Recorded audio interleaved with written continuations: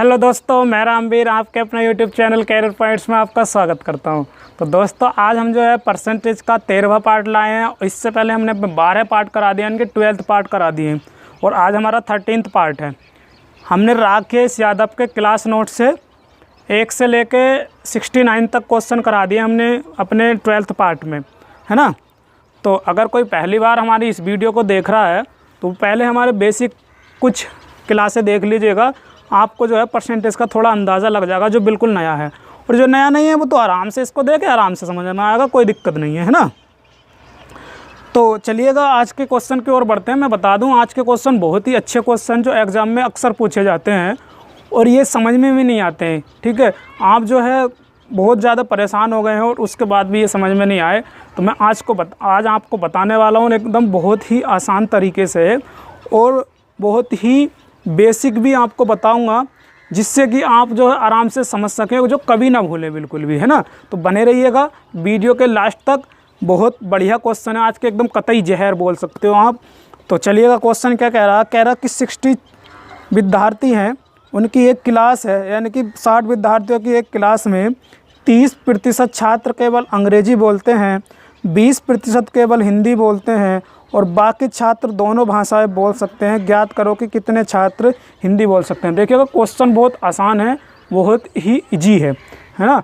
लेकिन मैं फिर भी बहुत टाइम में कराऊंगा इसको। क्यों कराऊंगा? क्योंकि मुझे ये समझाना बेसिक सवाल है। बाकी जो अगले क्वेश्चन आएंगे उनमें इतना टाइम नहीं लगेगा। पहला क्वेश्चन है इसलिए मैं अच्छे तरीके से समझाने वाला हूँ। तो आप ये मत देखिएगा कि इतनी देर में करा रहा हूँ। कंसेप्ट बहुत आराम से आसान है ना। तो देखिएगा कह रहा कि 60 विद्यार्थियों की क्लास है, तो उसमें कुछ लोग इंग्लिश बोलने वाले हैं और कुछ लोग जो है हिंदी बोलने वाले हैं। अब आप ये बोलोगे कि ये जो है दोनों ऐसे कैसे मिला दिए, तो ये अभी पता लग जाएगा आपका। देखिएगा ये जो है कुछ लोग इंग्लिश बोलने वाले हैं और कुछ लोग हिंदी बोलने वाले हैं, लेकिन इनमें ये जो आ रहे हैं, ये काट जो रहे हैं, ये मतलब है कि ये हिंदी वाले भी हैं इसमें और इंग्लिश वाले भी हैं। देखिएगा ये सर्किल इंग्लिश वालों का है और ये हिंदी वालों का है। तो इसमें हिंदी बोलने वाले भी हैं और इंग्लिश बोलने वाले भी हैं, दोनों भाषाएं बोलने वाले हैं, है ना। अगर मैं आपसे बात करूं कि खाली इंग्लिश बोलने वाले ऐसे कितने व्यक्ति होंगे, तो देखिएगा ये इंग्लिश बोलने वाले का सर्किल है पूरा। तो इंग्लिश बोलने वाले में कुछ व्यक्ति ऐसे भी हैं जो हिंदी भी बोल सकते हैं। तो खाली इंग्लिश कितने व्यक्ति बोल सकते हैं? वो बोल सकते हैं ये वाले व्यक्ति, ये वाले सर्किल जो बचेंगे, मतलब इतना छोड़ के, इतना हिस्सा छोड़ के ये जो भी बचेगा खाली इंग्लिश बोल सकते हैं, जिसको हम बोल सकते हैं केवल इंग्लिश बोलने वाले। ठीक है, केवल इंग्लिश बोलने वाले। इसी तरीके से ये हिंदी बोलने वाले का सर्किल है। ठीक है, और इसमें कुछ व्यक्ति ऐसे हैं, इतने वाले व्यक्ति जो इंग्लिश बोल सकते हैं। तो खाली हिंदी कितने बोल सकते हैं, मतलब केवल हिंदी कितने लोग बोल सकते हैं? ये वाले लोग बोल सकते हैं, केवल हिंदी बोलने वाले ये वाले लोग। ठीक है, ये वाले, है ना। लेकिन ये इंग्लिश नहीं बोलेंगे बिल्कुल भी। ठीक है, तो केवल हिंदी बोलने वाले ये वाले व्यक्ति होगा, केवल इंग्लिश बोलने वाले हो गए ये वाले व्यक्ति, और ये दोनों भाषाएं बोलने वाले व्यक्ति हो गए। अब इसमें इसने दे रखा कि केवल इंग्लिश बोलने वाले जो हैं वो हैं 30%। ठीक है, और केवल हिंदी बोलने वाले जो हैं वो हैं तुम्हारे 20%। अब ये बात बताइएगा आप मुझे कि भाई 100% ही तो छात्र होंगे क्लास में। अब 100 में 30 जो है खाली इंग्लिश बोल सकते हैं, 20 जो है केवल हिंदी बोल सकते हैं। तो बताइएगा ये कितने हो गए? ये हो गए 50, है ना, 50 हो गए। अब इसमें 50 खाली एक एक भाषा बोलने वाले लोग हो गए। अब एक बात बताइएगा, 100% लोगों की कक्षा है तो 50% जो है केवल एक एक भाषा बोलने वाले लोग हैं। तो 50% बचे, तो 50% जो है वो क्वेश्चन में कह रहा है, यानी कि जो बाकी हैं बचे हुए हैं वो कह रहा है कि दोनों भाषा बोलने वाले हैं। तो बचे हुए कितने हैं? बचे हुए 50 हैं, यानी कि 50% जो है दोनों भाषाएं बोलने वाले लोग हैं, है ना। तो 50% दोनों भाषा बोलने वाले लोग हैं। लेकिन हमें इसने ये पूछा है कि केवल हिंदी बोलने वाले, केवल हिंदी नहीं, सॉरी, हिंदी बोलने वाले जो दोनों खाली हिंदी बोलते हो, हिंदी नहीं, खाली हिंदी नहीं, मतलब हिंदी बोलते हो चाहे इंग्लिश बोलते हो चलेगा। ठीक है, हिंदी बोलते हो इंग्लिश बोलते हो चलेगा। अब मैं आपसे एक बात बताना चाहता हूँ कि जैसे कि किसी व्यक्ति को, यानी कि जैसे कि 100% लोगों की कक्षा है, तो उसमें 100% में मान लो 100 बच्चों की क्लास है, उसमें 30 बच्चे ऐसे हैं जो मान लो बर्गर खाते हैं, उसमें 40 बच्चे ऐसे हैं जो क्या करते हैं, जो कुछ और मतलब डिशेज़ खाते हैं, जैसे कि आप कुछ भी ले सकते हो, पिज़्ज़ा ले सकते हो, है ना। तो 30 जो है बर्गर खाते हैं और 40 जो है पिज़्ज़ा खाते हैं। तो आप ये बताइएगा उसमें 30 और 40 कितने लोग हो गए? 30 और 40 कितने हो गए? 70। अब बचे 30। तो 30 जो है ऐसे व्यक्ति हैं जो पिज़्ज़ा भी खा सकते हैं और जो कि वो बर्गर भी खा सकते हैं, है ना। अब मैं आपसे एक बात कहना चाह रहा हूँ कि आप मुझे ये बताइएगा कि इसमें देखिएगा 30 लोग जो है बर्गर खा रहे थे और 40 लोग जो है पिज़्ज़ा खा रहे थे, और इसमें 30 लोग जो है दोनों खा रहे हैं। तो अगर मैं आपसे कह रहा हूँ कि खाली एक बात बताइएगा मुझे कि बर्गर खाने वाले लोगों की संख्या बताओ, तो बर्गर खाने वाले लोगों की संख्या 30 ही है खाली? नहीं, ये भी तो हैं भाई, ये बर्गर तो खाते ही हैं, चाहे पिज़्ज़ा खाते हैं, हमें उससे मतलब थोड़ी है भाई। पिज़्ज़ा भी खाते हैं लेकिन बर्गर तो खाना जानते हैं, नहीं जानते? तो बर्गर खाना जानते हैं, तो जब गिनती होगी कि भाई ये बर्गर खाने वाले कितने लोग हैं, तो 30 तो ये आराम से होंगे। कि ये खाली मतलब ऐसा समझ लो कि ये पिज़्ज़ा खाना पसंद नहीं करते लेकिन ये बर्गर खाते हैं। लेकिन ये लोग ऐसे हैं कि पिज़्ज़ा मतलब ये जो है बर्गर भी खाते हैं और पिज़्ज़ा भी। तो जब लाइन लगाई गई, आ जाओ भैया कि जो है पिज़्ज़ा वाले मतलब बर्गर वाले इधर को आ जाओ, तो 30 लोग तो आराम से आ गए, बाकी उसमें के भी आ गए, है ना। तो अब गिनती करेंगे कि कितने लोग हो गए, कि 30 लोग ही हो गए, 30 लोग हो गए, तो 60 लोग हो गए बर्गर खाने वाले। अब बात करेंगे कि भैया पिज़्ज़ा खाने वाले कितने लोग हैं, तो ये आराम से आए 40 तो एकदम से आ गए, और इधर से भी इतने आ गए 30। क्यों? क्योंकि ये भी तो खाते हैं पिज़्ज़ा, भाई बर्गर खाते हैं उससे कोई मतलब थोड़ी है, लेकिन पिज़्ज़ा तो ज़रूर खाते हैं, लेकिन गिनती में तो आएंगे ही आएंगे ये। तो बात इतनी सी है, ये खाली खाली इंग्लिश बोलने वाले लोग हैं और ये खाली हिंदी बोलने वाले लोग हैं।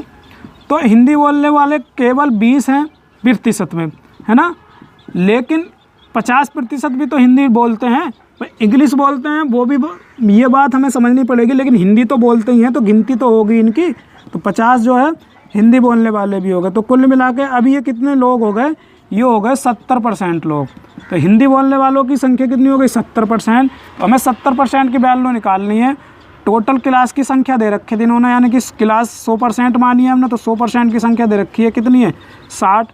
हमें 70% की चाहिए, तो 60/100 गुणा 70 कर देंगे। तो 2 जीरो से 2 जीरो कट जाएगा, 6 7 कितना हो जाएगा? ये 42। अभी ये बात समझ में आ रही है? जैसे कि 100% की वैल्यू दे रखी है इसने, कितनी दे रखी है? 60। तो मैंने 70 की कैसे निकाल दी? ये पता है कैसे निकाल दी? देखिएगा, जैसे ये 60 दे रखी है, तो मैं इसको ऐसे समझूंगा कि 60 जो वैल्यू है वो 100% पे है, ठीक है, यानी कि 100% पे 60 है, तो मुझे निकालनी है 70 पे। तो 70 पे कितना भाई? 100 पे 60, तो 70 पे कितना, है ना। एक तो तरीका ये हो गया। दूसरा तरीका ये है कि जैसे 100% की वैल्यू कितनी है? 60 है। देखिएगा ये आता है, मुझे पता है कुछ लोगों को आ रहा है, लेकिन मैं उनके लिए बता रहा हूँ जिन्हें नहीं आता, और वैसे भी मैं सबको ये समझ के चलता हूँ कि तुम्हें कुछ नहीं आता, ठीक है। तो इसलिए मैं बता रहा हूँ, यहाँ पे 100% की वैल्यू हो गई 60। अब यहाँ से 1% की वैल्यू निकाल लूँगा मैं, तो ये आ जाएगा 60/100। जब भी हम 1 की वैल्यू निकालते हैं तो ये इधर वाली वैल्यू से हम भाग कर देते हैं, है ना। अब मुझे निकालनी है 70 की, तो जब 1 की वैल्यू मुझे मिल गई तो ये मुझे मिल जाएगा 60/100 गुणा 70, ठीक है।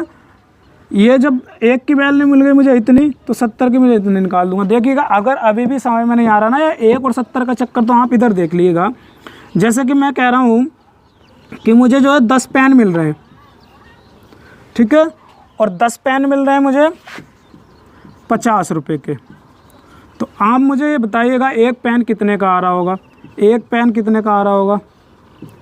एक पेन, तो आप सीधे करोगे 50/10, ये आ जाएगा 5 रुपये का। हाँ, ये तो आपने पहले भी निकाल दिया, ये तो बिना पेन चलाए हुए भी निकाल दोगे। हाँ, मैं कह रहा हूँ 10 पेन 50 के, तो एक पेन कितने का? तो आप सीधे बोल दोगे कि सर एक पेन 5 रुपये का। तो कभी आपने ये सोचा कि 5 रुपये वो कैसे कर दिए हमने? वही जो 50 रुपये की कीमत के जो 10 पेन थे, उनको हमने क्या करा? 5-5 रुपये में बांट लिया।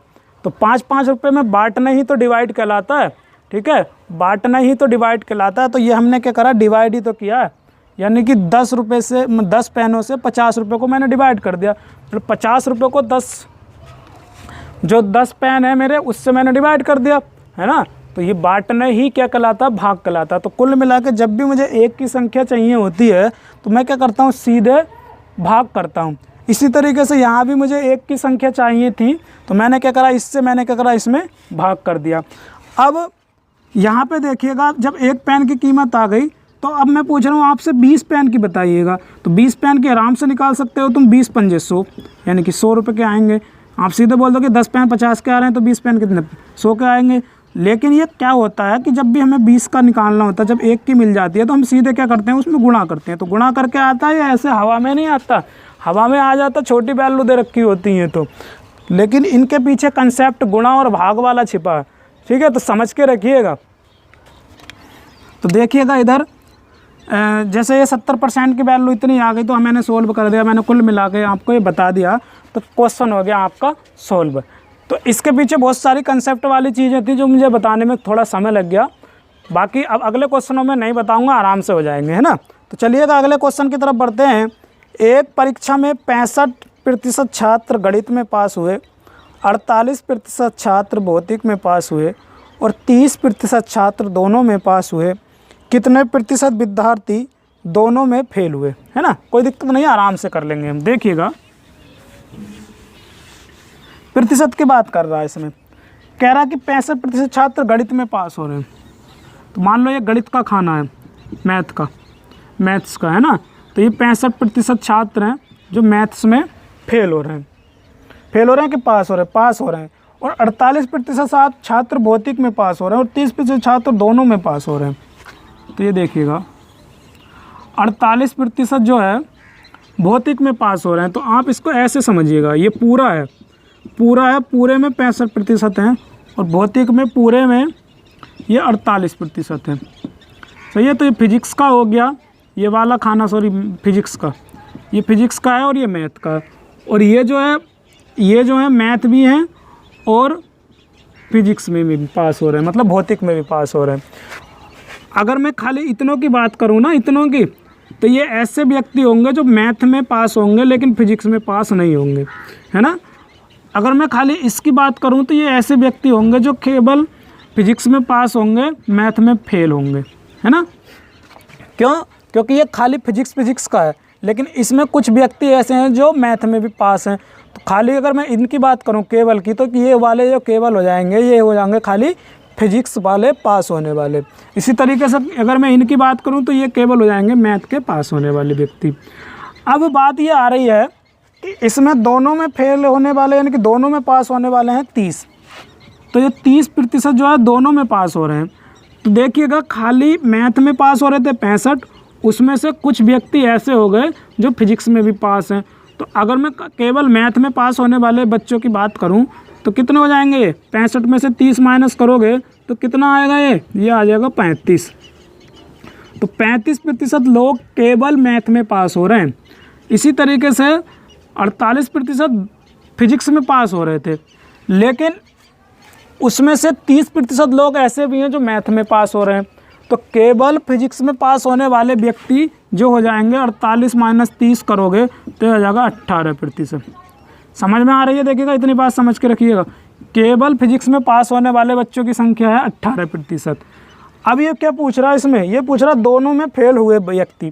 तो आप ये देखिएगा पास होने वाले जो व्यक्ति हैं वो 35% लोग तो केवल मैथ में पास हो रहे हैं और 18% लोग जो है केवल फिजिक्स में पास हो रहे हैं और 30% लोग जो है दोनों में पास हो रहे हैं। तो एक बात बताइएगा, टोटल अब कितने विद्यार्थी हो गए, केवल मैथ वाले, केवल फिजिक्स वाले और दोनों वाले। तो कुल मिला के जोड़ोगे तुम तो 8 5 13, 3 और 1 4, 3 7 और 1 8। तो 83% लोग जो है पास होने वाले व्यक्ति हैं, है ना। पास होने वाले व्यक्ति कितने हैं, 83%। अब ये पूछ रहा कि दोनों में फेल हुए व्यक्तियों की संख्या पूछ रहा। तो देखिएगा 100% ही तो व्यक्ति होते हैं भाई। क्लास में हम क्या मान के चल रहे हैं कि 100% जो है स्टूडेंट हैं, तो 100 में जो है 83 जो है पास होने वाले हैं। तो ये माइनस करोगे आप तो कितना आ जाएगा, ये आ जाएगा 17%। तो 17% लोग जो है वो ऐसे होंगे जो फिजिक्स में भी फेल होंगे और मैथ में भी फेल होंगे। तो दोनों विषय में फेल होने वाले जो बचेंगे 17% बचेंगे। समझ में आया होगा, ठीक है। मेरा ऐसी उम्मीद है कि आपके ज़रूर समझ में आया होगा। चलिएगा अगले क्वेश्चन की तरफ बढ़ते हैं। एक परीक्षा में 35% छात्र गणित में फेल हुए और 25% छात्र अंग्रेजी में फेल हुए। अगर 10% छात्र दोनों में फेल हुए हों तो कितने प्रतिशत दोनों में पास हुए हैं? तो ये देखिएगा, इसमें थोड़ा सा कोई दिक्कत नहीं थी, समझने में आराम से समझ सकते हो आप इसे। इसमें कोई दिक्कत नहीं थी। हमने निकाल लिया कि पास होने वाले कितने लोग हैं, 83। अब जो बचेंगे वो फेल होने वाले बचेंगे, है ना। फेल होने वाले कितने बचेंगे, वो बचेंगे 100 माइनस के 83। अभी आपके दिमाग में एक बात और चल रही होगी, जो केवल मैथ में पास हो रहे हैं तो ये खाली पास माने जाएंगे क्या? ये दिमाग में बात चल रही होगी ना, क्योंकि ये मैथ में तो पास हो रहे हैं लेकिन फिजिक्स में फेल हो रहे हैं, लेकिन ये कहीं तो फेल होने वाले जाएंगे। आपके दिमाग में ये बात चल रही होगी ना, क्यों? यही चल रही होगी। अब आप ये देखिएगा, यहाँ पे भी ये बात चल रही होगी कि यहाँ पे केवल फिजिक्स में पास हो रहे हैं लेकिन मैथ में फेल हो रहे हैं, तो पास तो वो व्यक्ति माना जाता है जो दोनों विषयों में पास होता है। यही तो दिमाग में बात चल रही होगी इसमें। तो आप ये देखिएगा, इसमें इसने पूछा है कि कितने प्रतिशत विद्यार्थी दोनों में फेल हुए, तो दोनों में फेल होने की बात कर रहा है, एक विषय में फेल होने की बात नहीं कर रहा। समझ रहे हो नहीं भाई, एक विषय में फेल होने के वालों की बात नहीं कर रहा। तो यहाँ पे तो एक विषय में फेल होने वाले व्यक्ति हो जाएंगे, है ना। तो इन्हें हमें काउंट नहीं करना, इन्हें क्या करना, इन्हें हटाना है। तो दोनों में पास होने वालों को भी हटाना है, एक विषय में पास होने वालों को भी हटाना है। तभी तो कहेंगे कि जो बचेंगे वो ही दोनों व्यक्ति, मतलब वो ही दोनों में पास, मतलब फेल होने वाले बच्चे होंगे, है ना। तो एक में फेल होने वालों की बात वो कर ही नहीं रहा, दोनों में की बात कर रहा, तो इसलिए हमने इनको माइनस कर दिया, ठीक है। हाँ, तो ये वाला क्वेश्चन क्या कह रहा है, इसी कंसेप्ट पे करेंगे इस वाले क्वेश्चन को भी। कह रहा कि परीक्षा में 35% छात्र गणित में फेल हुए। तो देखिएगा, ये मैथ का है और इसमें 35% छात्र हैं जो कि फेल होने वाले हैं। फिर कह रहा कि 25% छात्र अंग्रेजी में फेल हुए, तो 25% छात्र जो है इंग्लिश में फेल हो रहे हैं। फिर उसमें कह रहा आगे, अगर 10% छात्र दोनों में फेल हो रहे हैं, तो दोनों में जो फेल हो रहे हैं वो 10% हो रहे हैं, ठीक है। ये दोनों वाला है। तो इसमें क्या बात कर रहा है, इसमें बात कर रहा है कि दोनों में पास हुए व्यक्तियों की संख्या बताइएगा। तो आप एक बात देखिएगा, ये मैथ में फेल हो रहे हैं 35, ये इंग्लिश में फेल हो रहे हैं 25, तो खाली इंग्लिश में फेल होने वाले कितने हो जाएंगे, क्योंकि ये तो जो है दोनों में फेल होने वाले हो गए। तो अगर मैं केवल इंग्लिश में फेल होने वालों की बात करूं तो 25 माइनस 10 कितना आ जाएंगे, 15, ठीक है। इसी तरीके से मैं 10 को यहाँ लिख ले रहा हूँ। इसी तरीके से मैं केवल मैथ में पास होने वालों की मैथ में फेल होने वालों की बात करूँ तो कितने होंगे, खाली मैथ में फेल होने वाले वो हो जाएंगे 35 माइनस 10, ये हो गया 25। आप देख रहे हो दोनों क्वेश्चनों में क्या कर रहे थे, मैं माइनस कर रहे थे, क्योंकि जब हम केवल की बात करेंगे कि केवल मैथ में फेल होने वाले लेकिन शायद ये इंग्लिश में पास हो रहे हैं, इसी तरीके से इंग्लिश में फेल होने वाले लेकिन मैथ में क्या हो रहे हैं, पास हो रहे हैं। और ये जो है दोनों में फेल होने वाले हैं, इंग्लिश में भी और मैथ में भी, है ना। तो अब ये पूछ रहा है कि दोनों विषयों में पास होने वाले, तो देखिएगा 25 जो है मैथ में फेल हो रहे हैं और 15 जो है इंग्लिश में फेल हो रहे हैं और 10 जो है दोनों में फेल हो रहे हैं। तो कुल मिला के देखिएगा, चाहे एक विषय में फेल हो रहा है लेकिन कहा तो फेल ही जाएगा भाई, चाहे एक विषय में फेल हो रहा कहा तो फेल ही जाएगा, पास थोड़ी कहा जाएगा, क्योंकि इसमें दोनों के पास पूछा ना कि एक का पास पूछ रहा। इसमें एक पास तो हो रहा है ज़रूर लेकिन एक फेल हो रहा है। तो इसमें ये पूछा कि दोनों विषय में हमें पास होने वाले विद्यार्थियों को निकालना है, तो हमें इनको नहीं काउंट करना है, इनको क्या करना, माइनस करना, क्योंकि ये एक विषय में ही पास हो रहे हैं। इसी तरीके से ये भी एक विषय में ही पास हो रहा है और ये जो है दोनों विषयों में ही फेल हो जा रहे हैं, दोनों विषयों में फेल हो जा रहे हैं। तो कुल मिलाकर फेल होने वाले कितने व्यक्ति हो गए, मतलब कितने स्टूडेंट हो गए, 5 और 5 10, 2 और 1 3 और 1 4 और 1 5, तो 50% लोग जो है दोनों में फेल होने वाले हो गए। हमें चाहिए पास होने वाले, तो देखिएगा बचेगा कितना, 50 ही तो बचेगा। तो 50 जो है बचे हुए जो है, क्योंकि यहाँ पे हमें 100% छात्र चाहिए क्लास में, तो 100 में से 50 जो है फेल हो गए, तो बचेंगे कितने, 50। तो 50 जो है दोनों विषयों में पास होने वाले व्यक्तियों की संख्या आ जाएगी।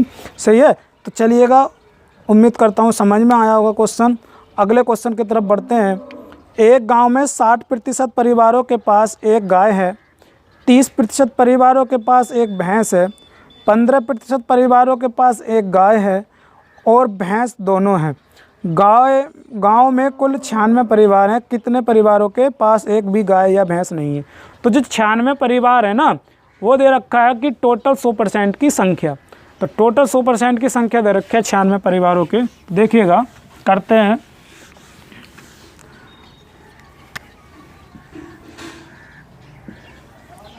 ये हैं गाय रखने वाले परिवार और ये हैं भैंस रखने वाले परिवार। सही है। तो अब आप ये देखिएगा, 60% परिवारों के पास एक गाय है और 30% परिवारों के पास एक भैंस है ना। तो ये देखिएगा, और फिर आगे कह रहा 15% परिवारों के पास एक गाय और एक भैंस दोनों हैं। तो देखिएगा 15 जो है दोनों हैं और 30% के पास जो है एक भैंस है, 30% के पास केवल भैंस है ना।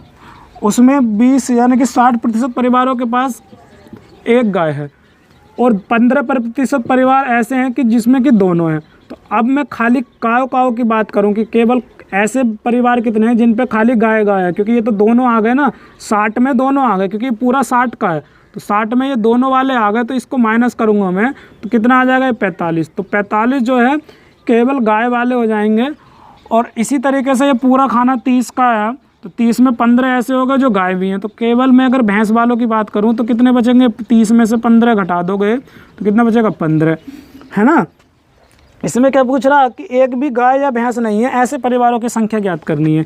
तो देखिएगा 45 जो है वो ऐसे व्यक्ति हैं, मतलब ऐसे परिवार हैं जिनके पास केवल गाय है, और 15% ऐसे हैं जिनके पास केवल भैंस है, और इसमें भी 15% ऐसे हैं जिसमें कि दोनों पशु हैं। लेकिन ये ऐसे परिवारों की बात कर रहा है जिसके पास ना तो गाय है ना भैंस है। तो देखिएगा, चाहे एक ही है, मतलब केवल खाली गाय है, लेकिन पशु तो है कोई ना कोई, ऐसा थोड़ी है कि नहीं है। नहीं की बात कर रहा है कि ना तो भैंस हो ना गाय हो। तो ये सब रखने वाले हैं, ठीक है। चाहे दो मतलब दोनों रख रहे हैं, चाहे सिंगल वाले हैं, लेकिन ये जो है कोई ना कोई पशु जरूर है। तो कोई ना कोई पशु जरूर है। ऐसे कितने लोग हो गए? ये हो गए 15, ठीक है। 4 और 1 5 और 1 6 और 1 7, 75। तो 75% लोग ऐसे हैं जिनके पास कोई ना कोई पशु जरूर है। तो अब बताइएगा, अब कितने बचेंगे? ये 100 थे ना, 100% परिवार थे, तो 100 में से 75 परिवार जो है कोई ना कोई पशु रखने वाले हो गए, तो कितने बचेंगे? 25। तो 25% परिवार ऐसे हो जाएंगे जिनके पास ना तो गाय होगी और जिनके पास ना कोई भैंस होगी। सही है। चलिएगा अगले क्वेश्चन की तरफ बढ़ते हैं। कह रहा कि अगर एक भिन्न का अंश 20% बढ़ा दिया जाए और हर 350% बढ़ा दिया जाए तो 5/12 प्राप्त होता है। वास्तविक भिन्न ज्ञात करो। देखिएगा, आराम से समझेंगे, एकदम एक लाइन का क्वेश्चन है, कोई दिक्कत नहीं है। जैसा कोई वस्तु है, मैंने कहा किसी वस्तु की कीमत जो है 20% है, या मैंने कहा कि किसी वस्तु की कीमत 20 रुपये है ना। अब मैं कह रहा हूँ इसकी कीमत में जो है 20% की और वृद्धि हो गई। तो बताइएगा अब कितनी हो गई है? तो देखिएगा 20% की वृद्धि कैसे करोगे? 100 में जोड़ के तो करते हो, तो ये करोगे 100 में। देखिएगा, आप इसको 20% वृद्धि करने के लिए आपके पास 2 तरीके हैं। जैसे कि पहली कीमत थी 20, तो उसमें 20 में आप 20% की वृद्धि कर दो। तो पहले आप 20 का 20% निकाल लोगे कि 20% 20 का कितना हो रहा है। तो यहाँ 20 का 20% निकालोगे, यानी कि 20 का की जगह गुणा और 20%। तो 20% का जब प्रतिशत हटाओगे तो बटे में 100 लिखोगे। तो 0 से 0 काटोगे और इस 0 से ये 0 काटोगे तो कितना आ गया? 4। तो 20 का 20% हो गया 4। इसका मतलब वो जो है 4 और बढ़ गई, तो कितना आ गया? 24। एक तरीका तो यह है। एक तरीका यह है, मैं आपको सीधे बोल रहा हूँ कि बढ़ा के निकालो, आप बढ़ी हुई वैल्यू डायरेक्ट निकालो, यानी कि 24 को डायरेक्ट निकालोगे। तो इसका तरीका ये हो जाएगा कि जैसे कि 20 थी तो उसमें 20 की वृद्धि हो गई। तो पहले कितनी थी? वो 100% है ना, पहले 100% थी, अब हो गई वो 20 की वृद्धि, तो अब कितनी हो गई? 120%। देखिएगा, पहले वो जो वस्तु हो रही होगी 100% ही तो हो रही होगी, लेकिन अब जो वृद्धि होने के बाद 20% की वृद्धि हो रही है, उसमें तो 100 की बजाय कितनी हो गई? 120%। तो वो वस्तु का 120% निकाल दो सीधे, है ना। 120 निकालोगे आप तो 2 जीरो से 2 जीरो कट जाएंगे और 12 दूनी क्या आ जाएगा 24। तो इस तरीके से आप या तो ऐसे निकाल सकते हो कि पहले उसका निकालो कि कितने प्रतिशत वृद्धि हो रही है, तो कितने की वृद्धि हो रही है, तो 4 की वृद्धि हो रही है। लेकिन अगर वृद्धि बाद में करोगे तब भी 24 आ रहा, और डायरेक्ट अगर तुम वृद्धि की वैल्यू निकालोगे तब भी ये इतना ही आएगा, है ना। तो इसमें आपको ये देखना है कि आपने क्या करना है। तो मैं एक बात बताना चाह रहा हूँ कि जब भी आपको वृद्धि करनी होगी तो 100 पे ही वृद्धि करोगे, और जब भी आपको कमी करनी होगी तो 100 पे ही कमी करोगे। तो जैसे यहाँ पे वृद्धि बोल रहा था 20%, तो उसको 120% बढ़ा देंगे, ठीक है। क्यों बढ़ा देंगे? क्योंकि 100% तो पहले से ही थी, वो 20 और बढ़ गई तो कितनी हो गई अब वो वस्तु 120 हो गई। समझ में आ गया होगा क्या कहना चाह रहा हूँ मैं। इसी पे आधारित ये क्वेश्चन है। तो जैसे कि वास्तविक भिन्न पूछ रहा, तो मैंने मान लिया कि वास्तविक भिन्न जो है x/22 है, ठीक है, x/22 है। अब इसके अंश को 20% बढ़ा दिया गया, तो 20% बढ़ा दिया गया। तो मैंने बताया आपको कि जब भी हमें बढ़ाना होगा तो उसका सीधे 100 में जोड़ के बढ़ाओ। तो 100 में जोड़ के बढ़ाओगे 20 कितना है 200%। तो 100 में 200 जोड़ोगे, देखिएगा 100 में 200 जोड़ोगे तो कितना हो जाएगा बढ़ने के बाद, ये हो जाएगा 300%, है ना।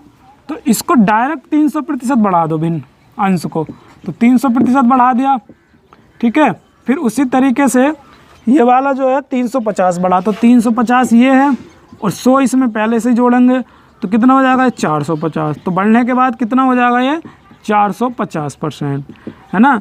तो ये बढ़ने के बाद ये भिन्न का अंश आ गया और बढ़ने के बाद भिन्न का हर आ गया। तो कितना हो जा रहा है ये दे रखा है इसने, कितना हो जा रहा है 5/12 हो जा रहा, ठीक है। कंसेप्ट समझ के रखिएगा, जितना बढ़वा रहा है उसको 100 में बढ़ा देंगे और जितना घटवा रहा है उसको 100 में से घटा देंगे। लेकिन इसमें दोनों में शायद बढ़ाने के लिए बोल रहा है, तो ये हो जाएगा आपका। अब इसको आप सॉल्व कर लोगे, परसेंटेज से परसेंटेज काट दो, 0 से 0 काट दो, ठीक है। 5 से काट लो इसे, 5 छंग 30 और 5 नम 45, है ना। फिर इसको या आप सीधे काट लेते इसे, 15 से काट लो, 15 × 45 और 15 दूनी 30, 3 से काट लो, 3 चौक 12, है ना।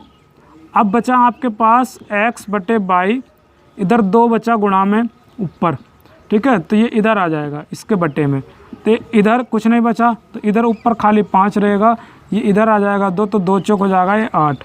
तो अब वो जो भिन्न हो गई वो कितनी हो गई 5/8। देखिएगा बढ़ने के बाद कितनी थी वो 5/12, लेकिन ओरिजिनल वैल्यू कितनी आ रही थी वो 5/8 आ रही थी, है ना।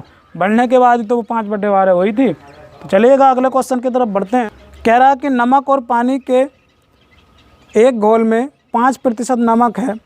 अगर 20 लीटर पानी वाष्प हो जाता है तो नमक 15% बन जाता है। प्रारंभिक घोल की मात्रा ज्ञात करो। तो प्रारंभिक घोल की मात्रा ज्ञात करवानी है। तो देखिएगा बहुत ही शॉर्ट तरीके से हम इस क्वेश्चन को करेंगे। नमक और पानी की बात चल रही है, उसमें 5% नमक है। तो देखिएगा 5% की बात अगर हम जब भी करेंगे तो इसकी फ्रैक्शन आ जाएगी आपके पास 1/20। इसका मतलब ये है कि 20 अगर ओरिजिनल वैल्यू है ना, तो उसमें 5% हो गया 1, यानी कि 20 में 1 क्या हो गया नमक, है ना। तो 20 अगर घोल है उसमें 1 हो जाएगा नमक, और पानी और नमक का घोल है तो देखिएगा वाटर है और सॉल्ट है ना। तो वाटर जो है, वाटर कितना है देखिएगा, सोल्ट अगर उसमें 1 हो गया तो वाटर कितना बचा 19 बचा नहीं बचा भाई, क्योंकि 20 तो टोटल घोल हो रहा नमक और वाटर का मिला के, तो इसमें 1 नमक हो गया तो वाटर कितना बचा 19 बचा। आगे कह रहा कि 20 लीटर पानी वाष्प हो जाता है तब तो नमक 15% बन जाता है। अब जो है 15% हो जाता है नमक की मात्रा, तो ये हो जाएगा इतना, ठीक है 3/20। 15% की फ्रैक्शन हो जाएगी 3/20, यानी कि 20 में से 3 क्या हो गया अब नमक हो गया। तो 3 नमक हो गया तो कितना बचा ये 17 बचा, तो 17 वाटर हो गया। आगे कह रहा है इसमें तो प्रारंभिक घोल की मात्रा ज्ञात कीजिए। तो देखिएगा पानी क्या हुआ वाष्प हुआ, तो जब पानी वाष्प होगा तो क्या उसमें नमक भी वाष्प हो जाएगा, नहीं। देखिएगा अगर आपने सब्जी बनाई होगी तो आप उसमें देखिएगा जो सब्जी लोग बनाते हैं, चाहे वो स्टूडेंट हो, छात्र हो या छात्रा हो, तो आप देखिएगा उसमें जैसे कि आपने सब्जी में पानी उसी हिसाब से डाला कि नमक जो है आराम से उसमें मिक्स हो जाए, मतलब अच्छा खासा खप जाए, कि ना ज़्यादा हो ना ज़्यादा कम हो। लेकिन हुआ क्या, तुम अचानक में सब्जी जैसे तुमने बनाने रख दी, अब तुम भूल गए, बहुत देर बाद आए, इतना उसका क्या पानी सूख चुका था, सारा पानी यानी कि वाष्प हो चुका था। तो जब सारा पानी वाष्प हो चुका था तो उसमें सब्जी में आपने देखा होगा हमेशा नमक ज़्यादा हो जाती है। नमक क्यों ज़्यादा हो जाती है? देखिएगा, पानी तो आपका वाष्प हो गया, नमक वाष्प नहीं होगा, तो इसमें नमक की मात्रा जो है सेम रहती है। उसमें पानी अगर वाष्प नहीं होता तो नमक उसमें खप जाता, लेकिन नमक जो है ज़्यादा इसलिए हो गया क्योंकि पानी उसका ख़त्म हो गया। तो कुल मिला के बात इतनी सी है कि नमक अपनी मात्रा समान रखेगा, पानी चाहे कितना भी कम हो या कितना भी ज़्यादा हो, है ना। तो यहाँ पे नमक की मात्रा बराबर रहेगी, यहाँ पे जितनी है इतनी ही बाद में भी ही नमक की मात्रा रहेगी, लेकिन यहाँ पे चेंज हो रही है। तो मैं क्या करूँगा, इसको बराबर करूँगा नमक की मात्रा को, तो इसमें 3 से गुणा कर दूँगा, ठीक है। तो 3 से गुणा कर दूँगा, तो अगर मैं इसमें 3 से गुणा करूँगा तो इसमें भी मैं क्या करूँगा, 3 से गुणा करूँगा, है ना। तो अब आप ये देखिएगा, ये कितना हो गया, 19 दूनी 38, 19 57, ये हो गया 57 और ये हो गया 3। तो 57 और 3 कितना हो गया, ये 60 हो गया। और ये कितना हो गया, 17 और 3 हो गया 20। क्या पूछ रहा है क्वेश्चन में? ये पूछ रहा है कि प्रारंभिक घोल की मात्रा ज्ञात करो। तो प्रारंभिक घोल कितना आ रहा है, 60 आ रहा है ना। कितना आ रहा है, 60। तो अब आप यहाँ पे देखिएगा, ये वाष्प हुआ था पानी, उसकी मात्रा उसने दे रखी है, वाष्प हुए पानी की मात्रा दे रखी है। क्या तो देखिएगा 57 था वोटर और कितना बचा, वो 17 बचा। 57 से 17 बच गया, है ना। 57 से 17 बच गया। ये 19 मत मान के चलना, क्योंकि 19 जो है एग्जैक्ट वैल्यू नहीं हो रही थी। ये जब हमने नमक की मात्रा बराबर करी तब हम बता सकते हैं कि हाँ पहले इतना पानी था और फिर इतना पानी रह गया। तो देखिएगा कितना उड़ा पानी, यहाँ से 57 से 17 बच गया, तो कितना उड़ गया, 7 में से 7 गया 0, ठीक है, और 5 में से 1 गया 4। तो यहाँ 40 पानी जो है उड़ गया। तो जब 40 पानी उड़ गया तो आप यहाँ पे देख सकते हो कि ये 40 पानी जो है यहाँ से उड़ गया, तो 40 यूनिट उड़ा, लेकिन यहाँ पे कितना उड़ा है, 20 लीटर।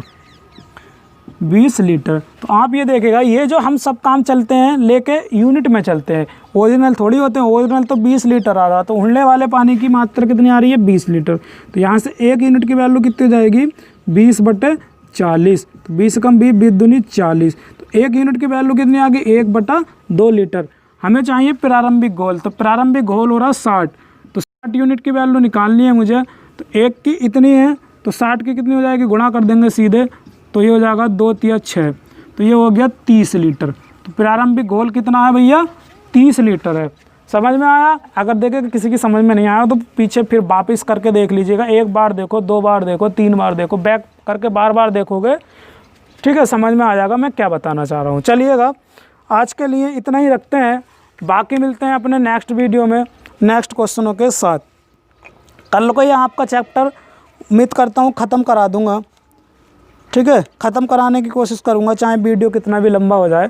तो कल को ये वाला चैप्टर आपका फिनिश हो जाएगा, फिर हम जो है अगला चैप्टर लाएंगे, उसके बारे में मैं आपको कल बता दूँगा, या आप कमेंट करके भी बता सकते हो कि सर हमें अभी पहले ये वाला चैप्टर करा दीजिएगा, ठीक है, नहीं तो फिर मैं अपनी मर्ज़ी से कराऊंगा। तो अगर वीडियो का सेशन देखिएगा अच्छा लगा है तो वीडियो को लाइक ज़रूर कर दीजिएगा, और अगर हमारे चैनल को सब्सक्राइब नहीं किया अभी तक तो आप सब्सक्राइब कर दीजिएगा, और वीडियो को ग्रुप में ज़्यादा से ज़्यादा शेयर कर दो, ताकि जो है हर उस स्टूडेंट का भला हो जाए जो बेसिक रूप से उनको ये चीज़ें चाहिए, ठीक है। यानी कि जो मतलब जी जो ये किताब लेते हैं और उनके इस किताब समझ में नहीं आती है ना, क्योंकि डायरेक्ट समझ में नहीं आती है, क्योंकि इसमें ये क्लास नोट्स की बुक है। अब जब नोट्स तो नोट्स के तरीके से होंगे, नोट्स तो तभी समझ में आते हैं या तो तुमने पढ़ रखा हो या किसी ने बताया हो आपको, सही है। तो चलिएगा, धन्यवाद आज के लिए, मिलते हैं अपने अगले वीडियो में।